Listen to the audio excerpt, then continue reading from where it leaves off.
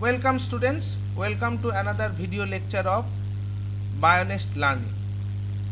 আমরা UGC CBCS সিস্টেমে bryophyte পড়ছি। আমরা ব্রায়োফাইটের রিপ্রেজেন্টেটিভ জেনারাগুলো পড়ছিলাম। এই রিপ্রেজেন্টেটিভ জেনারার মধ্যে আমরা অনেকগুলো রিপ্রেজেন্টেটিভ জেনারা পড়ে এসেছি। সেই সিরিজের নেক্সট আমরা যে জেনারাটা পড়ব সেটা হচ্ছে পোরেল্লা। এই পোরেল্লার আর একটা নাম আছে যেটাকে আমরা বলি ম্যাডোথিকা। আমরা সিস্টেমেটিক পজিশনটা দেখি। পোরেল্লা ডিভিশন ব্রায়োফাইট, ক্লাস হেপাটিকপসিডা। মনে রাখতে হবে এই হেপাটিকপসিডার আরেকটি মেম্বার হচ্ছে রিক্সিয়া, যেটা আমরা অলরেডি পড়ে ফেলেছি। হেপাটিকপসিডা, অর্ডার জুঙ্গারমেনিয়ালিস, এটা খুব ইম্পর্টেন্ট একটা অর্ডার। ফ্যামিলি পোরেল্লেসি বা ম্যাডোথিকেসি, জেনাস পোরেল্লা বা ম্যাডোথিকা। আমরা বলে দিলাম এর অল্টারনেটিভ নেম হচ্ছে ম্যাডোথিকা। এখন দেখো, ডিভিশন ব্রায়োফাইটের মধ্যে আমরা যে ক্যারেক্টারিস্টিক ফিচারগুলো পড়েছি সেই ক্যারেক্টারিস্টিক ফিচারের মধ্যে আমরা জানি যে ব্রায়োফাইট হচ্ছে একটি উভচর বা অ্যাম্ফিবিয়ান প্লান্ট। ব্রায়োফাইটের অ্যানসেস্টার হিসাবে আমরা ধরে রেখেছিলাম অ্যালগিকে, যেখান থেকে ব্রায়োফাইট প্রোগ্রেসিভ ইভলিউশনের মাধ্যমে এসছে। এবং এর যে সব থেকে লোয়ার মোস্ট ক্লাস বা যে ক্লাসটাতে এদের জেনারেলি ইনিশিয়ালি শুরু হয়েছে সেটাকে আমরা বলেছিলাম হেপাটিকপসিডা, অবভিয়াসলি যেটা লিভিং মেম্বার। আমরা যে কোনো প্ল্যান্টেরই লিভিং এবং ফসিল দুটো মেম্বার দেখি। এই লিভিং মেম্বারদের মধ্যে হেপাটিকপসিডা এই ক্লাসের মধ্যে যে মেম্বাররা রয়েছে তার মধ্যে আমরা অলরেডি দেখে এসেছি রিক্সিয়াকে। রিক্সিয়ার মেন ক্যারেক্টারিস্টিক ফিচার ছিল, রিক্সিয়া ছিল থ্যালাস, অর্থাৎ body is not differentiated into leaf, stem and root, though they are presence of root-like structure called rhizoid, which are performing the same function as root. রুটের ন্যায় তারা function করে, অর্থাৎ কোনো একটা অর্গানিজমকে সাবস্ট্রেটামের সঙ্গে আটকে রাখে এবং they are absorbing nutrients and water from the substratum. The nutrients are helping the plant to grow and the water is helping the plant to do photosynthesis. মানে ফটোসিনথেসিসের জন্য যে জলের প্রয়োজন হয় সেই জল শোষণ এবং উদ্ভিদের বৃদ্ধির জন্য যে প্রকার পুষ্টির দ্রব্যের দরকার বা মিনারেলের দরকার সেগুলো তারা শোষণ করে। কিন্তু এটা যেহেতু রাইজয়েড হচ্ছে একটা ফাংশনালি রুটের মতন, স্ট্রাকচারালি নয়, তাই একে আমরা রুট না বলে রুট লাইক স্ট্রাকচার বলতে পারি। তো আমরা হেপাটিকপসিডা নয়, অ্যান্থোসিয়াটপসিডা নয়, সব ব্রায়োফাইটের মধ্যেই কিন্তু রাইজয়েড দেখতে পাবো, যেটা একটা রুট লাইক স্ট্রাকচার। হেপাটিকপসিডার মধ্যে এই রুট লাইক স্ট্রাকচার ছাড়া আর কিছু আমরা দেখতে পাবো না, অর্থাৎ কোনো লিফ ফর্মেশন দেখতে পাবো না, এর মধ্যে কোনো সেন্ট্রাল অ্যাক্সিস দেখতে পাবো না, এর মধ্যে কোনো রকম অন্যরকম কোনো স্টেম লাইক স্ট্রাকচার কিছু দেখতে পাবো না। কিন্তু অদ্ভুতভাবে এর থেকেই, অর্থাৎ কিনা ব্রায়োফাইটেরই মধ্যে আমরা এক ধরনের মেম্বার দেখি, যেমন ফিউনেরিয়া, যেটা আমরা পরবর্তীকালে পড়ব। সেখানে আমরা দেখি যে plant is divided into root like, stem like and leaf like structure, অর্থাৎ পত্র সদৃশ্য, কাণ্ড সদৃশ্য অংশে ভাগ করা থাকে। তাহলে যদি কোথাও এই পত্র সদৃশ্য অংশ দেখতে পাই আমরা একই গ্রুপের মধ্যে, তাহলে বলতে হবে, একই ডিভিশনের মধ্যে, তাহলে আমাদের বলতে হবে যে হেপাটিকপসিডার মেম্বারগুলোর মধ্যে থেকে আস্তে আস্তে এই জিনিসটা আসতে চলেছে, বা এই লিফ লাইক স্ট্রাকচার আমরা দেখতে পাই। সো জুঙ্গারমেনিয়ালিস ইজ দ্য অর্ডার, যে অর্ডারের মধ্যে আমরা প্রথম একটা লিফ লাইক স্ট্রাকচারের আবির্ভাব বা অ্যাডভেন্ট হতে দেখি। এখানে আমরা একটা সেন্ট্রাল অ্যাক্সিস দেখি, যে সেন্ট্রাল অ্যাক্সিসের কে বেস করে আমরা দেখি কতগুলো লিফ লাইক স্ট্রাকচার থাকে এরকমভাবে। এই লিফ লাইক স্ট্রাকচারগুলো দুরকম হতে পারে, একটা শর্ট, একটা লং। একটা শর্ট লিফ হতে পারে, একটা লং লিফ হতে পারে। এটা আমরা পরবর্তীকালে যখন পোরেল্লা পড়বো তখন দেখব। So this structure is found in Jungermanniales. জুঙ্গারমেনিয়ালিসের মধ্যে আমরা এই স্ট্রাকচারটাকে দেখতে পাই। সো সেন্ট্রাল অ্যাক্সিস প্রেজেন্ট, এবং সেই সেন্ট্রাল অ্যাক্সিসকে বেস করে arrangement of different leaf-like structure is the primary characteristic feature of order Jungermanialis. which indicating that in near future bryophyte members can have the leaf-like or stem-like structure. The central axis of the Jungermannialis is converted into the stem-like structure, and the leaves are converted into the leaf-like structure. So Jungermannialis order is the order where we found plants which indicating the evolutionary nature of bryophyte. Bryophyte evolutionary নেচারটা আমরা এখানে দেখতে পাই। এবার যদি আমরা next আসি, next আমরা দেখছি এদের গ্যামেটোফাইটিক ফেজ। আমরা জানি ব্রায়োফাইটের ক্ষেত্রে দু রকম থাকে, sporophytic phase and gametophytic phase. তাহলে এদের গ্যামেটোফাইটিক ফেজ এর আমরা ফার্স্ট মরফোলজি দেখব। মরফোলজিতে আমরা দেখব কি, জেনারেলি এটা আমরা বললাম কি একটা সেন্ট্রাল অ্যাক্সিস থাকে। এইটা হচ্ছে ওরা একটা সেন্ট্রাল অ্যাক্সিস, যে সেন্ট্রাল অ্যাক্সিসের উপরে বেস করে লিফ লাইক স্ট্রাকচারগুলো অ্যারেঞ্জ থাকে। এটা ব্রাঞ্চ হতে পারে, কিন্তু এটা ফ্ল্যাট। ফ্ল্যাট মানে the structure is dorsiventral. Dorsiventral মানে it presents a dorsal and a ventral side and it is parallel to the ground. এটা গ্রাউন্ডের সঙ্গে প্যারালাল হয়ে থাকে, এবং যেহেতু এদের মধ্যে একটা লিফ লাইক স্ট্রাকচার দেখতে পাই আমরা, তাই এগুলোকে আমরা ফোলিওজ বা লিফি স্ট্রাকচার বলি। তাহলে আমরা বলতে পারি gametophytic thallus of the Porella is leafy, flat, dorsiventral. এর মধ্যে আমরা দু রকমের লিফ দেখতে পাই, একটাকে আমরা বলি ডরসাল লিফ, একটাকে আমরা বলি ভেন্ট্রাল লিফ। তাহলে ডরসাল সাইডে যে লিফগুলো রো করে থাকে সেগুলোকে আমরা বলি ডরসাল রো অফ লিফ, আর ভেন্ট্রাল সাইডে যে লিফগুলো রো করে থাকে তাদেরকে আমরা বলি ventral side of leaf. Ventral লিফগুলো আকারে ছোট হয় এবং এদের বেসগুলো বেশ খানিকটা ডিকারেন্ট টাইপের থাকে। ডিকারেন্ট মানে এদের বেসগুলো কাণ্ডকে জড়িয়ে থাকে বা সারাউন্ডস করে, মানে অ্যারাউন্ডিং দ্য স্টেম এগুলো গ্রো করে। এদেরকে আমরা বলি অ্যাম্ফিগ্যাস্ট্রিয়া। এদেরকে আমরা বলি অ্যাম্ফিগ্যাস্ট্রিয়া।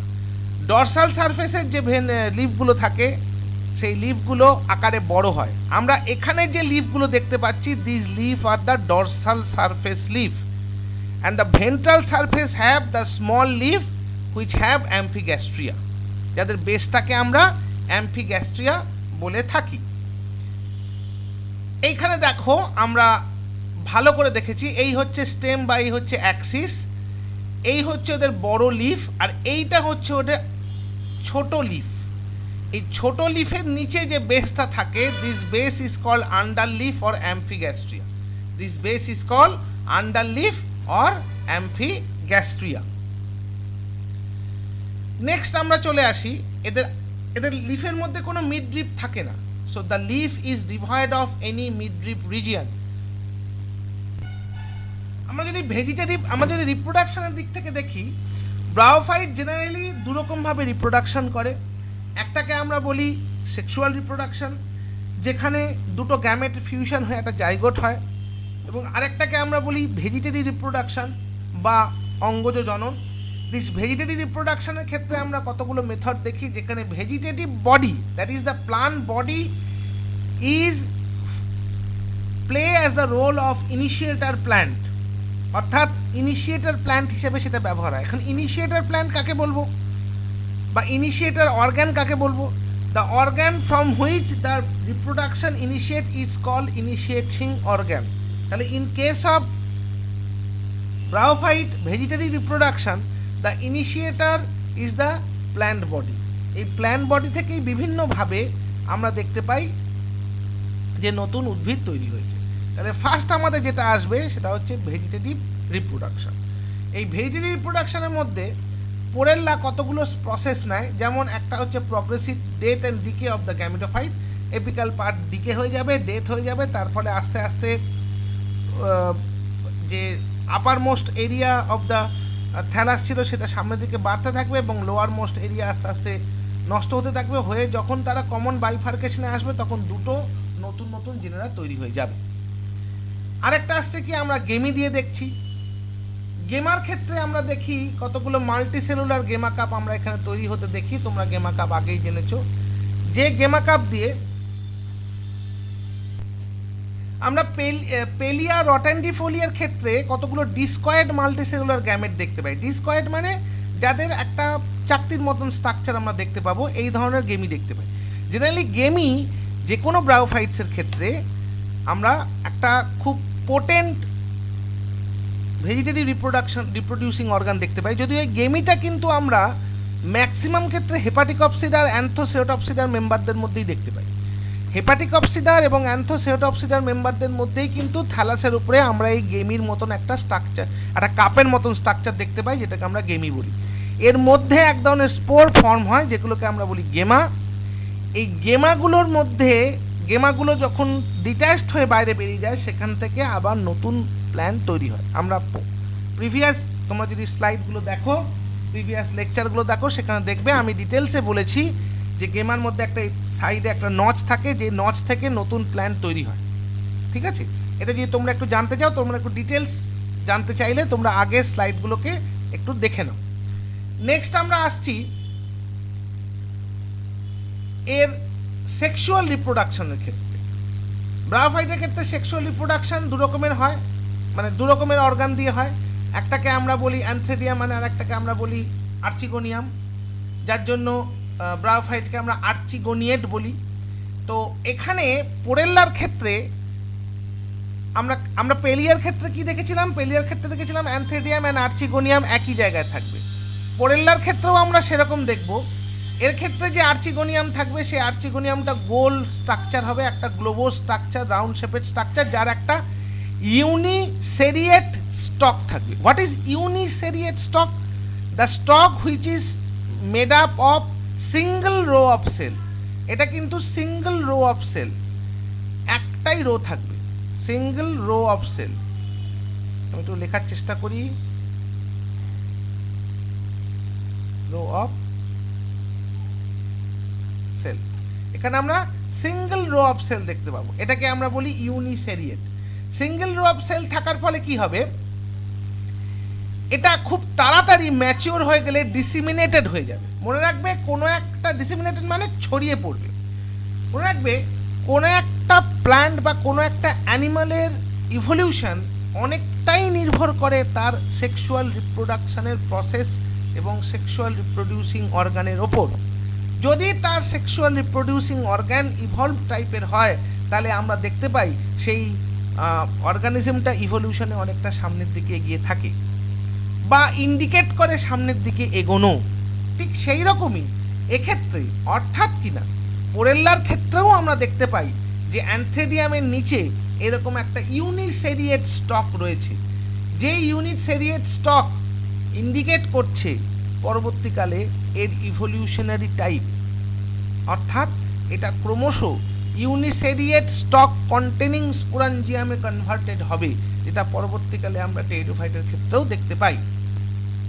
এখানে যে অ্যান্থেডিয়াম থাকবে, সেই অ্যান্থেডিয়ামের বাইরে 2 থেকে 3টে লেয়ার, ভালো করে দেখো, একটা দুটো তিনটে, এই 2 থেকে 3টে লেয়ারের একটা স্টেরাইল কাভারিং থাকবে, যেকে আমরা বলবো অ্যান্থেডিয়াল জ্যাকেট।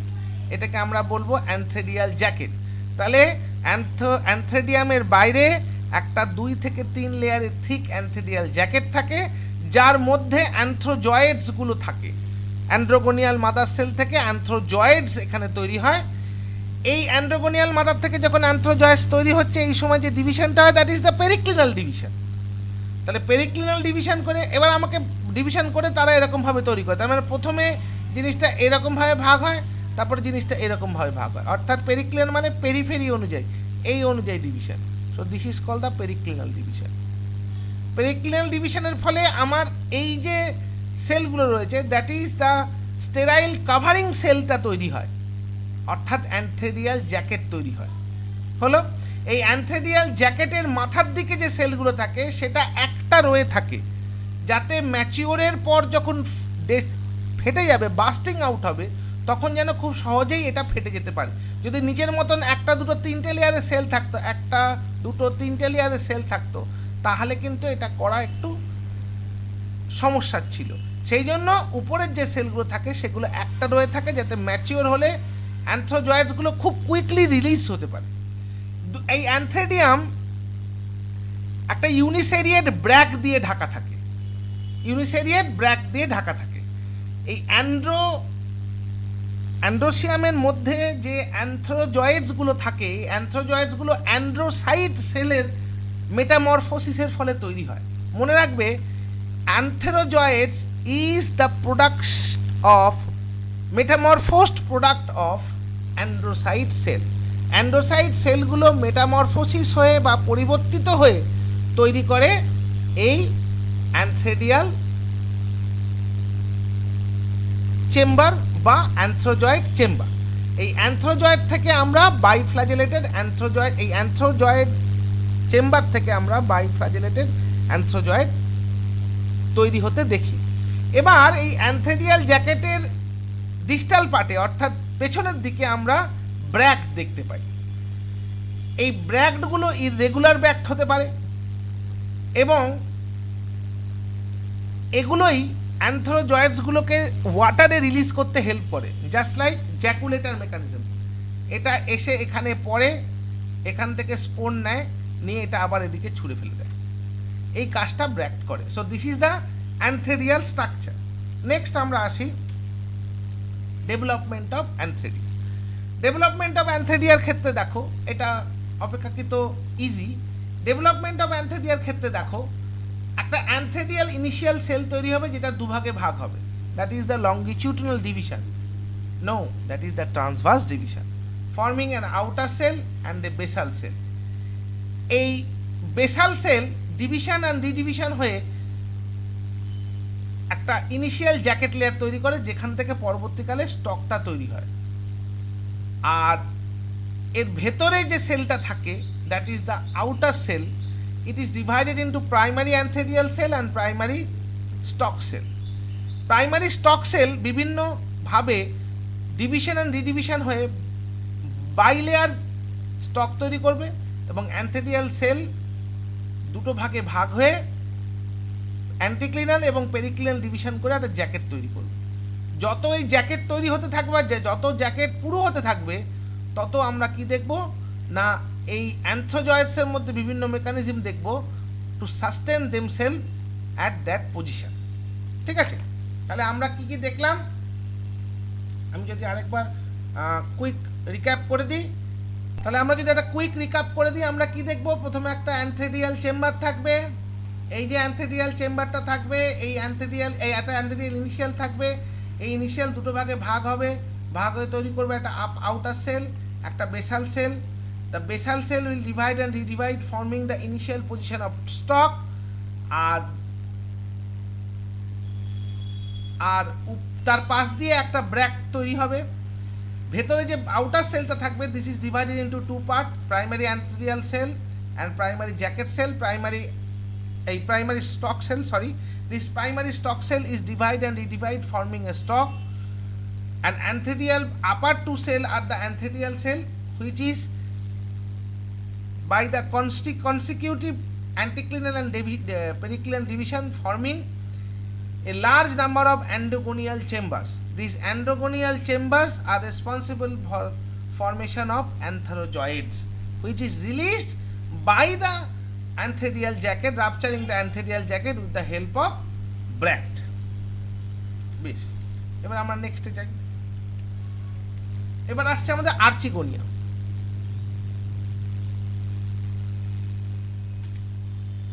আর্চিগোনিয়ার ক্ষেত্রে আমরা কি দেখব, আর্চিগোনিয়ার ক্ষেত্রে আমরা দেখব যে archegonia neck canal cell, venter canal cell, egg cell, archegonial stalk, cover cell সবগুলোই আমাদের আগের প্ল্যান্টের মতন বা আগের ব্রায়োফাইটের মতনই আছে, যার একটা ভেন্টার থাকবে, একটা নেক থাকবে। তার মানে এখানে আমার আলাদা করে কিছু বলার নেই। খালি পোরেল্লার ক্ষেত্রে আমরা দেখব যে আর্চিগোনিয়াম নিয়ে এক ধরনের ব্রাঞ্চ তৈরি হয়, that is called the archegonial branch. বেশ,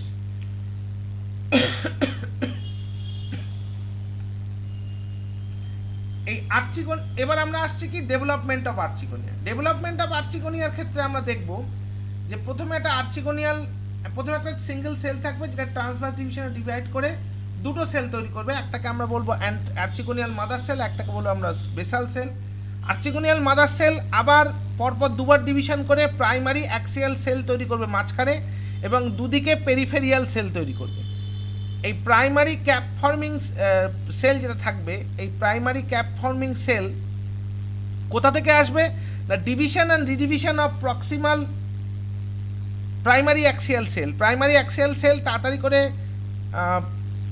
কি করবে না এই প্রাইমারি যে অ্যাক্সিয়াল সেলের বাইরে পেরিক্লিনাল ডিভিশন করে প্রাইমারি ক্যাপ সেল তৈরি করবে। এই দেখো উপর থেকে দেখো, এটা উপর থেকে দেখানো হয়েছে যে এগুলো হচ্ছে এই প্রাইমারি ক্যাপ সেল যেটা প্রাইমারি বা সেন্ট্রাল সেল থেকে তৈরি হয়েছে। এবার এগুলি ডিভিশন অ্যান্ড রিডিভিশন করে একটা ঘটের মতন স্ট্রাকচারে আসবে, যেখানে বাইরের সেলগুলো না ভেতরের যে সেন্ট্রাল সেল ছিল সেটাও ডিভাইড করতে আরম্ভ করবে, সেটাও ডিভাইড করতে আরম্ভ করবে করে এরকম একটা কমপ্লেক্স মাল্টিসেলুলার স্ট্রাকচার তৈরি হবে, যার উপরের ন্যারো অংশটাকে আমরা বলবো নেক এবং তলার গ্লোবোজ অংশটাকে আমরা বলবো ভেক্টর, ভেন্টার। এই ভেন্টারের মধ্যে একটা থাকে, এই ভেন্টারের ঠিক ওপরের যে সেলটা থাকে তাকে আমরা বলি ভেন্টার ক্যানাল সেল। আর ভেন্টার ক্যানাল সেলের ওপরে যে লম্বা করে নেক সেলের যে সারি থাকে সেটাকে আমরা বলি নেক ক্যানাল সেল। তাহলে নেক কি দিয়ে তৈরি হয়? নেক ক্যানাল সেল দিয়ে তৈরি হয়, ভেন্টার ক্যানাল দিয়ে সেল তৈরি হয়, এবং এই ভেন্টার ক্যানাল সেলের পরে একটা বড় সেল ডেভেলপ করে যেটাকে আমরা বলি এক্সেল। অ্যাকচুয়ালি ভেন্টার ক্যানাল সেল আর এক্সেল এই দুটোকে মিলেই বলা হয় ভেন্টার, আর এর নিচে থাকে আর্চিগোনিয়াল stock. Now comes the most important part of porella, that is the sporophyte of porella. After fertilization archegonial নেকের মধ্যে দিয়ে কভার সেলটাকে ফাটিয়ে যখন অ্যানথ্রোজয়েডসগুলো আর্চিগোনিয়ামের মধ্যে ঢুকে যায় এবং এগটাকে ফিউজ করে, এই এগ ফিউজ করার পর জাইগোট যেটা থাকে সেই জাইগোটটা তৈরি করে sporophytic body. This sporophytic body is divided into 3 parts. দেখো খুব অদ্ভুতভাবে আমরা কিন্তু সিটার উপস্থিতি এখানে দেখতে পাচ্ছি। হেপাটিকপসিটার মেম্বারের মধ্যে আমরা কিন্তু রিক্সিয়ার মধ্যে সিটা দেখতে পাইনি, তাই এখানে আমরা সিটার উপস্থিতি লক্ষ্য করতে পারছি। আমরা পেলিয়ার ক্ষেত্রে এটাকে মেরিস্টেমেটিক জোন বলেছিলাম, কিন্তু এক্ষেত্রে আমরা এটাকে বলবো সিটা। এর বাইরে যে দুটো ব্র্যাক লাইক স্ট্রাকচার আমরা ইনিশিয়ালি দেখেছিলাম সেই ব্র্যাক লাইক স্ট্রাকচারটাকে আমরা এখানে বলবো ইনভলিউক্রি। এই ইনভলিউক্রির ভেতরে যে গ্লোবোস বলবাস টাইপের অংশ থাকবে, অর্থাৎ একটা গোল রাউন্ডিশ টাইপের একটা সেলুলার স্ট্রাকচার থাকবে, that is call the foot. আর এর মাথায় একটা খুব চওড়া এবং কাভার্ড এরিয়া থাকবে যেটাকে আমরা বলবো ক্যাপসুল। এই ক্যাপসুলের মধ্যে আমরা দুটো সেল পাবো, একটাকে আমরা বলবো স্পোর মাদার সেল, একটাকে আমরা বলবো ইলেটাস। এই ইলেটার স্পোর মাদার সেল থেকে দুরকম সেল তৈরি হয়, একটাকে আমরা বলি স্পোর আর একটাকে আমরা বলি স্টেরাইল সেল তৈরি হয়, সেটাকে আমরা বলি ইলেটার। তাহলে ইলেটার স্পোর মাদার স্পোরোজেনাস টিস্যু থেকে তৈরি হয়। স্পোর মাদার সেল কোত্থেকে তৈরি হবে? স্পোর মাদার সেল এই সাইডে স্পোরোজেনাস টিস্যু থেকে তৈরি হবে। এই স্পোরোজেনাস টিস্যু থেকে তৈরি হবে spore mother cell fertile and elater sterile. আবার স্পোর মাদার সেল থেকে কিছু স্পোর তৈরি হবে, কিছু ইলেটার তৈরি হবে। এই টোটাল এই গ্লোবোস স্ট্রাকচারটাকে আমরা বলছি capsule. This capsule is covered by a thin membrane called calyptra, is covered by a thin membrane called calyptra. এই ক্যালিপ্ট্রাকে টোটাল আটকে রাখে একটা বিশাল বড় পেরিয়ান্ট। এই ক্যালিপ্ট্রাটাকে আটকে রাখে একটা বিশাল বড় পেরিয়ান্ট, যে মানে অ্যাকচুয়ালি অ্যাঞ্জিওস্পার্মের ক্ষেত্রে পেরিয়ান্ট মানে যেটা যেক্ষেত্রে আমরা কোনো লিফের এই ফ্লাওয়ারের কোনো অর্গানকে আলাদা করতে পারবো না, এখানেও তাই পেরিয়ান্ট একই মানে। এখানে যেহেতু স্পোরোফাইটের মধ্যে আমরা কোনো মেল এবং ফিমেল ডিস্টিংগুইশ করতে পারছি না, তাই এটাকে আমরা পেরিয়ান্ট বলি। তাহলে ফুটের ক্ষেত্রে কি দেখলাম? গ্লোবোস বালবাস ফুট। তারপরে আমরা একটা মেরিস্টেমেটিক টিস্যুর এরিয়া দেখলাম যেটাকে আমরা বলছি সেটা বা সিটা। এরপরে আমরা যেটা দেখলাম সেটা হচ্ছে গ্লোবোস এরিয়া, যেটাকে আমরা বলছি ক্যাপসুল। এই ক্যাপসুলের চতুর্দিকে স্পোরোজেনাস টিস্যু থাকে, যেখান থেকে ইলেটাস এবং স্পোর মাদার সেল তৈরি হয়। পরবর্তীকালে স্পোর মাদার সেল থেকে স্পোর তৈরি হবে, যেটা ম্যাচিওর হয়ে গেলে with the help of elater বাইরে ডিসেমিনেটেড হবে। So that's all about the Porella. পোরেল্লার এর বেশি কিছু আমাদের পড়তে হবে।